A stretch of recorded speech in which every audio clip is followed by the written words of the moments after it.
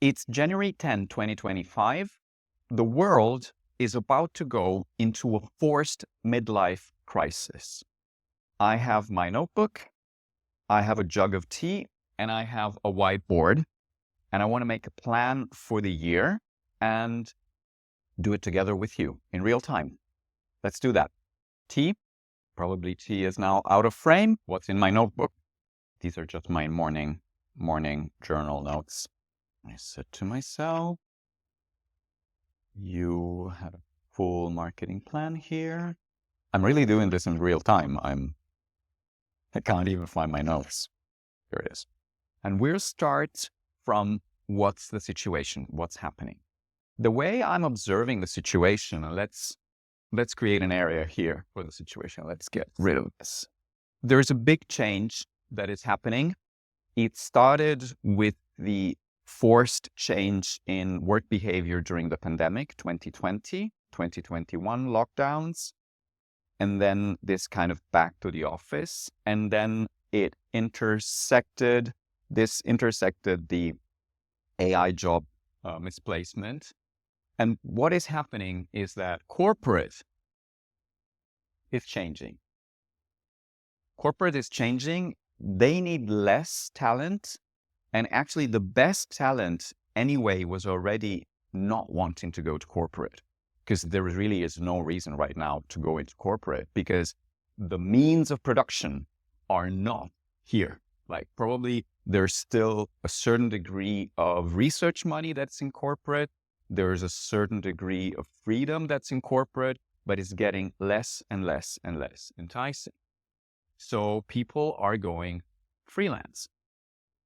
And the trouble with freelance is that freelance is changing, because freelance is, I use my ability to execute something for you, is done for you. And the problem with done for you, it's right now is done with AI for you. So there is the human, there is the machine, and then let's say there is the corporate here.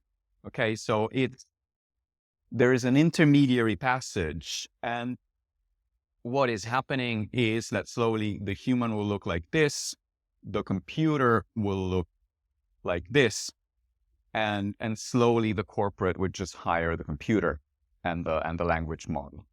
So this brings us to startup entrepreneurship, because the best minds will even skip going to corporate and go directly to startups. And the problem with startups is that since all the execution is automated, at this point, the idea becomes more important.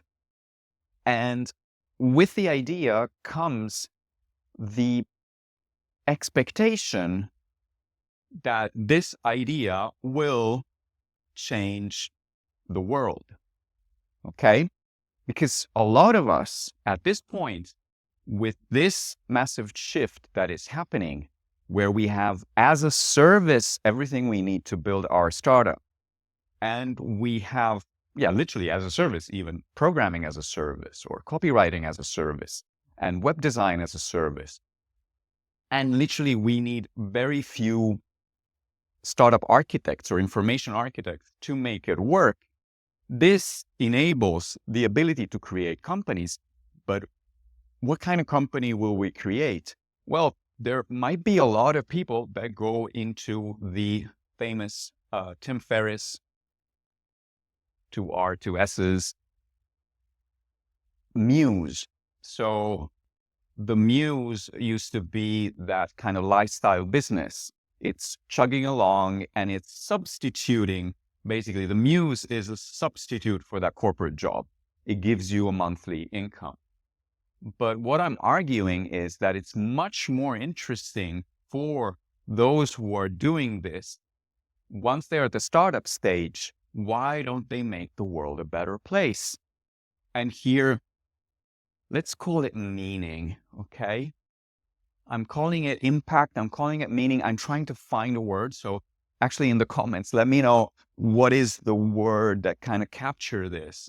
But the big problem is that the idea that changes the world requires confidence in the person. The person needs to be confident enough that their imagination can shape a different world. And that's where I come in. So this is the scenario that I'm looking at. And obviously, for how I see things, I have a big problem. And that problem is that, oh, by the way, if you create a big enough startup, you might end creating a corporate. So this is an interesting circle, from corporate to freelance, from freelance to startups, startup with meaning, scale up, and back to corporate. And you don't want to get back to corporate because then people are going to start leaving you. So it's very interesting. And in all of this scenario, I can help everyone here. But I have decided to sit here in this transition here from startup, just for profit, to why am I really an entrepreneur? Why am I doing what I'm doing? And couldn't I do something that, I don't know, impacts positively the mindset of people? This is what I'm trying to do. Could I do something that impacts positively mental health? Because we have a mental health epidemic. We have all of this young male, I don't know even how to call it, but all of this disempowerment in different parts of society. And we definitely can do something about that. And considering that we don't need, in all of this, most probably, we are losing the venture capital model because the means of production are cheap at this point. We are losing the whole funding. Probably we still have angels, but there's a lot of bootstrapping and so on. So who's advising these people? It's certainly not the smart money, so to speak. So there's something really interesting there. So what I'm going to do right now, this is the scenario. My mission is to help entrepreneurs at the startup phase. So entrepreneurs that have already founded companies, they're already running a company, to go from profit, pure profit, to profit and meaning. So this is where I sit. Now, this is beautiful. How do we execute? So let's close the situation area of and let's start the action. Who are we talking to? And the beauty of all of this is that I am in this funny city called Berlin. And Berlin pretended for many years to be a startup hub until it became a startup hub. So what I'm targeting, who I'm targeting, is first and foremost Berlin founders. So this Berlin founders is my North Star. This is supposed to be a star. Okay, and so with this, I want to first and foremost leverage partnerships. And I already have some fantastic partnerships in Berlin. So Factory Network is one. Silicon Alley is another one. I need more of those partnerships. So one of the plans for the year is to reach out to the Delta. I definitely want to reach out to Entrepreneur First. Techstars is big in Berlin. There's a lot of infrastructure around entrepreneurship in Berlin. There's meetups. There is newsletters. There is FOMO Berlin. There's Iger's newsletter.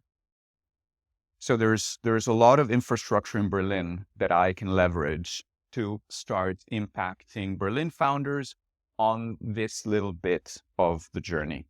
Now, thinking locally doesn't mean that I'm not speaking also to a global audience. And what I have noticed is that there's 3 channels that really work for me. Let's say, well, there's more channels. There's a lot of channels that work for me. So there's events organized by others. there's my events, there is YouTube, what we're doing right now, and there is Din. So from what I'm feeling, from what I'm understanding of the market, this is the kind of investment that I can do. So for the events, now there's an activity that I'm running, and that is outreach, and it's finalized towards speaking. And so I have my keynotes set up in this way. Then my events, and here I have we have to distinguish between free and paid events. So free events have been in the past free workshops. This year, they're going to be more in the direction of free coaching sessions. So there's going to be like coaching groups, and I'm going to leverage all of these partnerships to make that happen. The first one will happen most probably beginning of February at Factory Network. And the paid are going to be retreats. So these are going to be, I'm doing this probably the wrong way around because I haven't told you the products yet, but we'll get there. And so my events, free and paid, the paid events will be mostly be retreats, and they're going to be here at the farm. And if I'm smart enough, I'm going to flash images of the farm with the snow that I can see out of the window right now. Okay. And so these are going to be the use of these two channels. Then let's make some space here. So what's the role of LinkedIn here? So the role of LinkedIn, I am actively reaching out, and so there is an outreach towards the Berlin founders, and I'm going to act, starting from Berlin, then doing Brandenburg, then doing Hamburg and Munich, then doing Düsseldorf and Köln, and then doing Amsterdam and Paris, and go further and further and further. But I really want to start from my strength, which is Berlin. And on LinkedIn, there's a lot of content. Okay. Oh, look, I forgot something. I have a community. It's in my newsletter. Okay. And the same content for LinkedIn is born out of the newsletter or out of LinkedIn. It's getting repurposed. And all of this is content that needs to speak to the mission that we're defining here. And then we have YouTube. Now, YouTube is also split in two. Now, YouTube is this kind of video. So it's, let's say, a behind the scenes, or is the video that I do in front of the computer. So it's like a quick, I don't know, screencast, let's call it this way. And the purpose of these videos is to be in the moment. So these are kind of punctual, real-time things. I'm doing the plan for the year. Why not make it a video? It kind of helps me make sense of what I'm saying. But the other part of YouTube that is way more sophisticated, and that is documentary. So here, like, the purpose of all of this is to sell something that will appear here, right? And, something appeared here, like it's already paid retreats. Okay. However, everything here belongs to this selling, but the thing that I wanted to sell the least, the product, and to sell most the brand and sell most myself, is the documentary. And the documentary will look like me working with clients. It won't be me alone. It's going to look like me working with clients. It's going to have a higher production value. It's not going to be a fixed camera like this. And it's going to be really exciting. So these are all the investments that I can make in terms of marketing. So all of this is the marketing. Okay. So to make this happen, we'll get to the product. To make this happen, I need a lot of support. So I need a ton of support. Okay. And so I need to leverage my network also for this kind of support. So I'm working with Jen Bishop, and she's really helping me with the running the business part because as I mentioned many times, I have this tendency to run the business with the guts. Instead, I need to run the business with the maths. So let's call it operational math.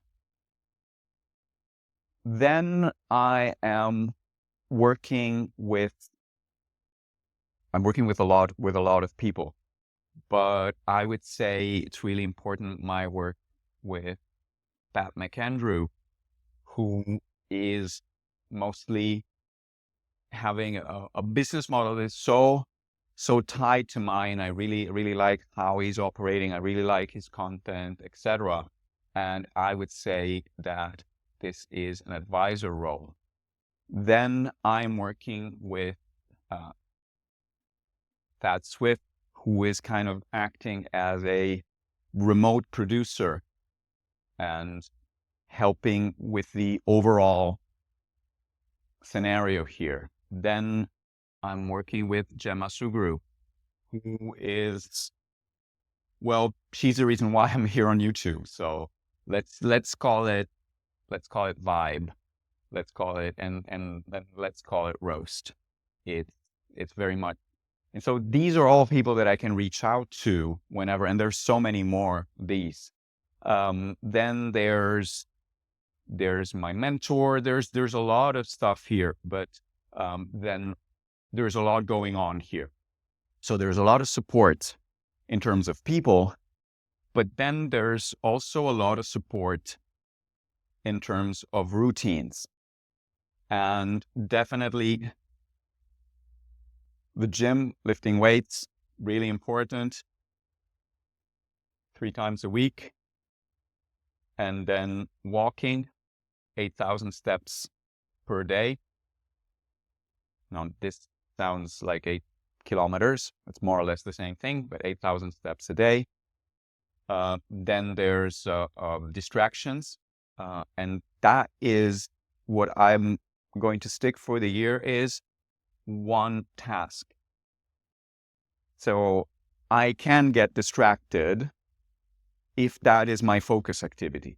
So let's say that I really want to watch a YouTube video. I'm not going to watch the YouTube video and work at the same time, or I'm not going to watch the YouTube video and cook at the same time. I'm just going to do that focus. So if I want to listen to a podcast, I will sit on a chair with nothing else around me and just listen to the podcast. I will not go for a walk and listen to a podcast. And this is really helping me make space. Then a morning routine. So this morning routine of 1 hour without phone, 1 hour, let's call it no phone, but it's 1 hour of journaling, it's 1 hour of reading, it's 1 hour of being with myself and being with my thought. So all of these things, and obviously tending for the farm and taking care of the farm, etc. All of this are the support that is needed for me to execute this part of the mission and to have the energy to do all of this. And maybe the simplest thing at this point, I need to look at my notes, but I would say here in the partnership, there's past and current clients. And the other thing is I would like to, let's call this leverage. Okay, what the leverage that I have is my past and current client. Definitely my ability to say things. So let's call it my brand, okay?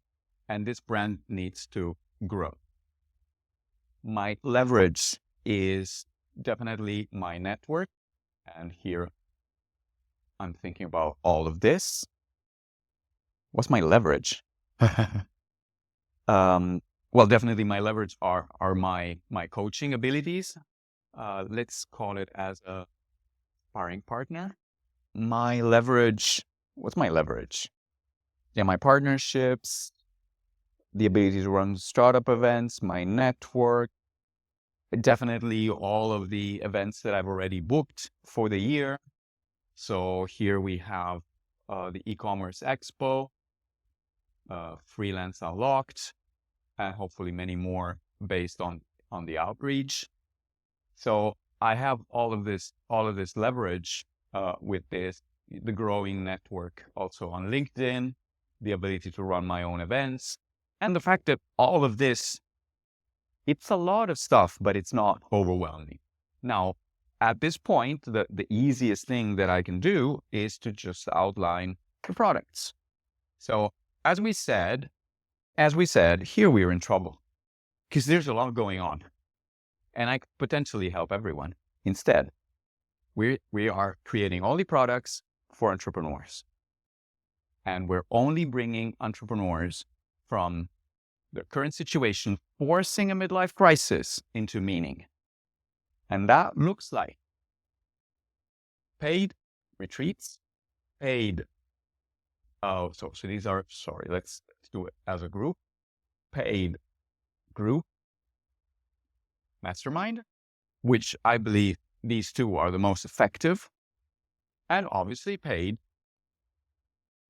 one-on-one coaching, which I don't like to call coaching, and therefore we call it sparring or shadow partnership.